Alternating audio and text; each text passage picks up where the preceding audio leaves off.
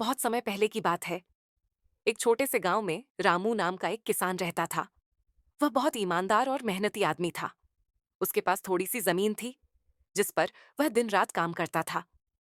इसी से उसका और उसके परिवार का गुजारा चलता था। रामू के 3 बेटे थे, मोहन, सोहन और गोपाल। तीनों अच्छे थे, लेकिन बहुत आलसी। वे अपने पिता की तरह मेहनत करना पसंद नहीं करते थे। मोहन, जो कि बड़ा लड़का था, वह सारा दिन सोता रहता था। बीच का लड़का सोहन सारा दिन अपने दोस्तों के साथ गांव में आवारा घूमता रहता था। और छोटा बेटा गोपाल थोड़ा मेहनती था। वह अपने पिता के खेत जाने पर पीछे से खाना बना देता था। एक दिन जब रामू खेत से घर लौट रहा था, तभी रास्ते में उसकी तबीयत खराब हो जाती है, जिससे रामू को चक्कर आ जाता है और रामू जमीन पर गिर जाता है। रामू को अस्पताल ले जाया जाता है। रामू अपने तीनों बेटों को पास बुलाता है और कहता है, अरे ओ बेटे मोहन, मेरे अब जाने का टाइम हो गया है। तुम अपने दोनों छोटे भाइयों का ख्याल रखना और सुन, अपने खेत में तीनों बराबर हिस्सा कर लेना। तभी मोहन कहता है, ठीक है बाबूजी, हम तीनों भाई मिलकर रहेंगे। मैं अपने दोनों छोटे भाइयों का ख्याल रखूंगा और उनके सुख दुख में साथ दूंगा।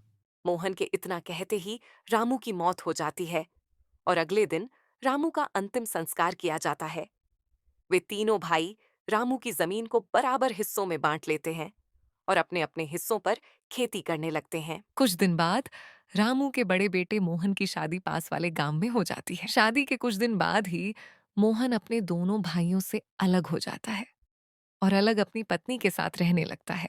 वहीं सोहन और गोपाल दोनों भाई अपने पिता के पुराने घर में ही रहते हैं। एक दिन जब सोहन और गोपाल चारपाई पर बैठे होते हैं, तभी सोहन बोलता है, अरे यार गोपू, भैया को हमें ऐसे छोड़कर नहीं जाना चाहिए था। अब तो पिताजी भी चले गए हैं यार।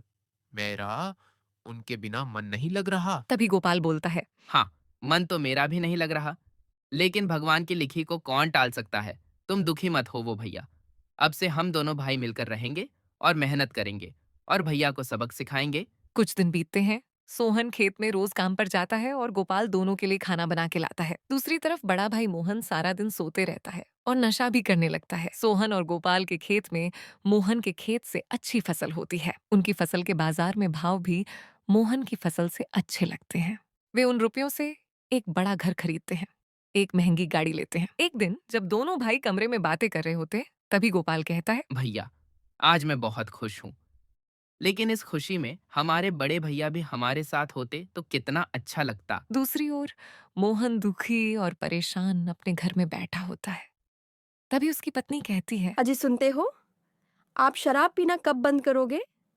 आपके इस नशे से पूरे घर का नाश हो गया है।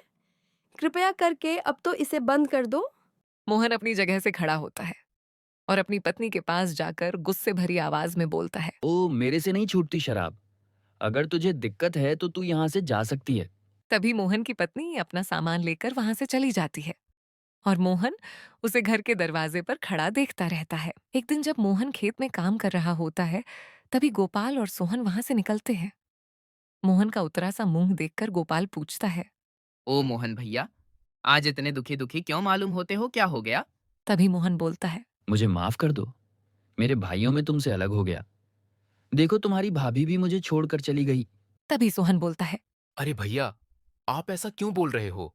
आखिर हम आपके छोटे भाई हैं और आप हमसे माफी क्यों मांग रहे हो? सोहन के इतना कहते ही तीनों भाई वापस गांव की ओर लौटने लगते हैं। उस दिन से तीनों भाई अपने पिताजी के खेत में मिलजुल कर काम करने लगते हैं। पिछली बार की तुलना में इस बार उनकी फसल काफी अच्छी होती है और फसल के भाव भी अच्छे लगते हैं। कुछ दिन बाद मोहन अपने भाई सोहन की शादी पास के ही गांव में करवा देता है। मोहन की पत्नी, जो उसे छोड़ के चली गई थी, वह भी वापस आ जाती है और मोहन अब सभी नशे छोड़ चुका था। रामू का परिवार फिर से खुशहाली से रहने लगा।